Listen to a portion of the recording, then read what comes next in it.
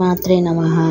ఈసారి అపర ఏకాదశి ఎప్పుడు వచ్చింది? శుభ ముహూర్తం, ప్రాముఖ్యత గురించి తెలుసుకుందాం. హిందూ క్యాలెండర్ ప్రకారం ప్రతి ఏడాది 24 ఏకాదశులు వస్తాయి. ఈ ఏకాదశికి శ్రీ మహావిష్ణువు అంకితం చేయబడింది. అయితే వైశాఖ మాసంలో కృష్ణపక్షంలో వచ్చే ఏకాదశి ఎంతో ప్రాముఖ్యత ఉంది.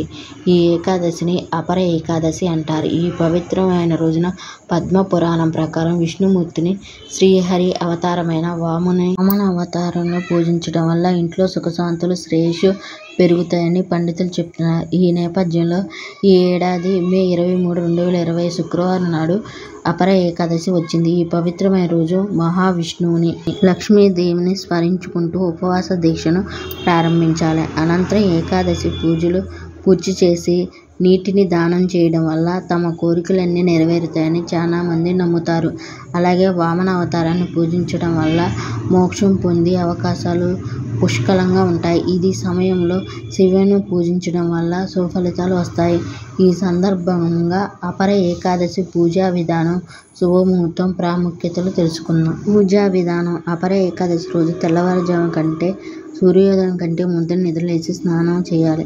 అనంతరం ఉపవాస వ్రతాన్ని ఆచరించాలి. తర్వాత శుభ్రమైన నీటితో పూజా మందిరాన్ని శుద్ధి చేయాలి.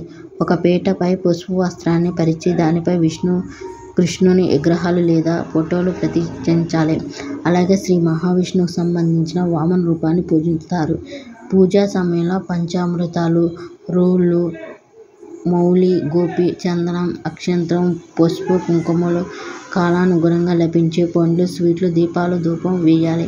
పూజా సమయంలో ఓం నమో భగవతి వాసుదేవాయ అనే మంత్రాన్ని పఠించడం, విష్ణు సహస్రనామం పఠించడం వల్ల విశిష్టమైన పుణ్యం లభిస్తుంది. ఆ తర్వాత పంచామృతంతో స్నానం చేసి నియమ నిబంధనల ప్రకారం పూజ చేయాలి. పూజ అనంతరం విష్ణు సహస్రనామం పఠించాలి. విష్ణువుకు తులసి, నీరు, పండ్లు, కొబ్బరికాయలు, పువ్వులు నైవేద్యంగా సమర్పించాలి. అనంతరం ద్వాదశి రోజు దాన ధర్మాలు చేసి అపర ఏకాదశి ప్రాముఖ్యత: హిందూ మతంలో అపర ఏకాదశి ప్రత్యేకత, ప్రాముఖ్యత ఉంది. ఈ పవిత్రమైన రోజు శ్రీ మహావిష్ణువు, లక్ష్మీదేవిని పూజించడం వల్ల శుభాలు పొందవచ్చు. ఈ సమయంలో మీకు అనేక బాధల నుంచి ఉపశమనం లభిస్తుంది. దీనితో పాటు ప్రతి రంగంలో అపారమైన విజయాలు సాధించవచ్చు. మీకు సంపద, శ్రేయస్సు పెరుగుతుంది. ఈ ఏకాదశి అచల ఏకాదశి, జల క్రీడా ఏకాదశి అని కూడా పిలుస్తారు.